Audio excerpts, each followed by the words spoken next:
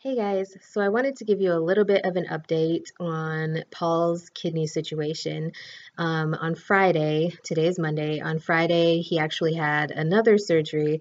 So this would be like his third or fourth surgery. I'm starting to lose track. He's been having so many surgical procedures. Anyways, he had surgery on Friday to place his peritoneal dialysis catheter in his abdomen.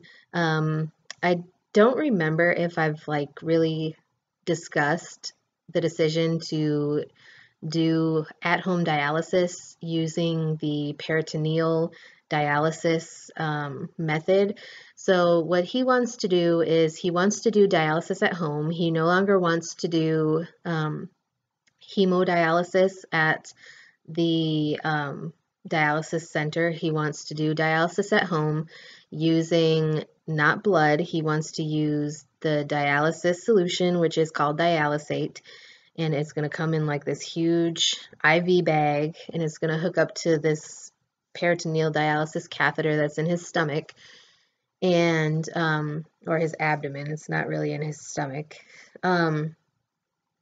But basically, he had the surgery to place the tube. Now, we were under the impression that once he had the PD, peritoneal dialysis catheter placed, then it would be a couple weeks before he would be able to actually start using it to train on how to do the peritoneal dialysis at home.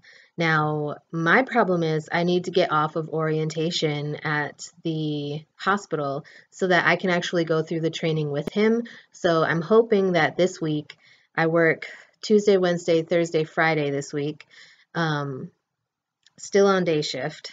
I've been on day shift for like a month almost now.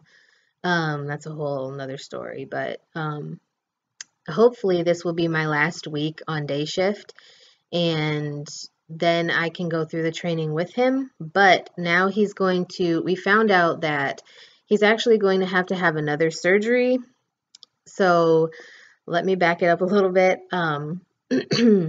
We went to the hospital. We showed up at the hospital around 9 o'clock, a little bit before 9, and they called him back. I went back with him. It was me, Paul, and his mom at the hospital with him.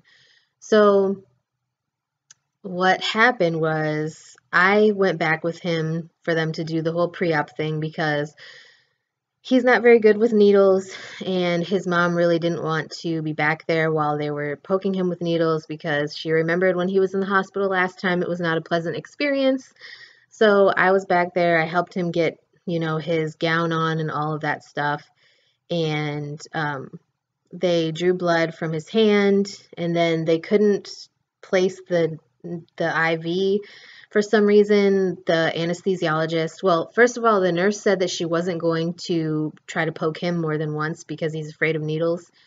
So she wanted to call the anesthesiologist. The anesthesiologist said that he didn't want to do an IV in his hand. He wanted to do an IV in his foot.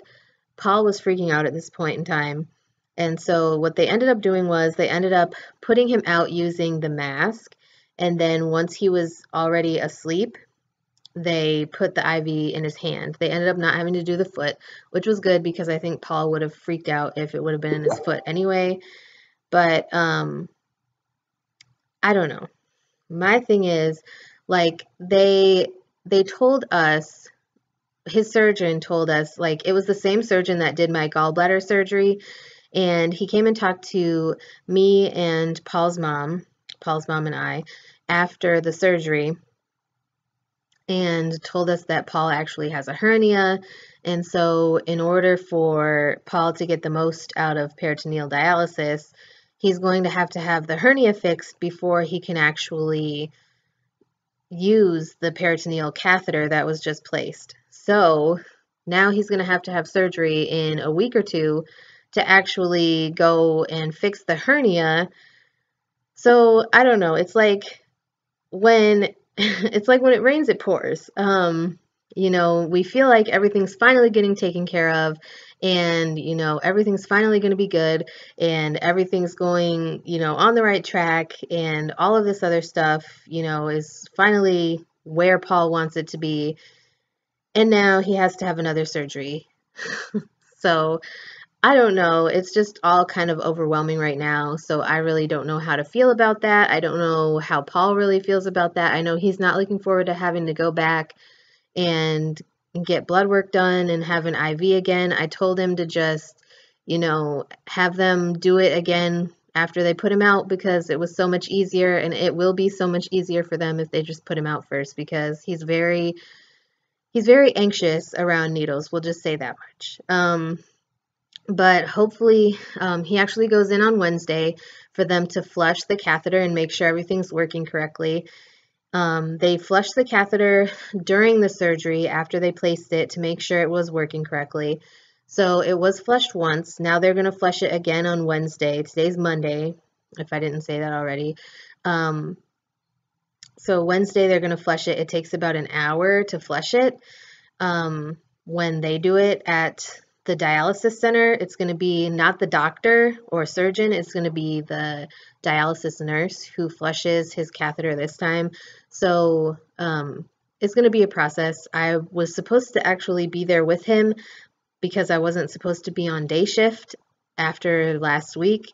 Friday was supposed to be my last day on day shift, but like I said, long story, now I'm still on day shift for another week, at least. Hopefully this week is my last week on day shift. But anyways, that is pretty much all I wanted to share, I believe.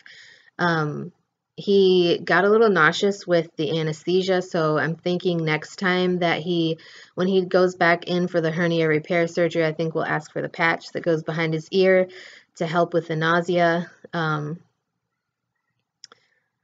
Because every time I've gotten that, like, I always have a problem with anesthesia. I have a problem waking up because of my heart problem, and then I also get really nauseous, so I always ask for the patch, and then you can actually keep it back there for like 3 days, I think, so it helps afterward for a while. It is actually really helpful, at least in my opinion.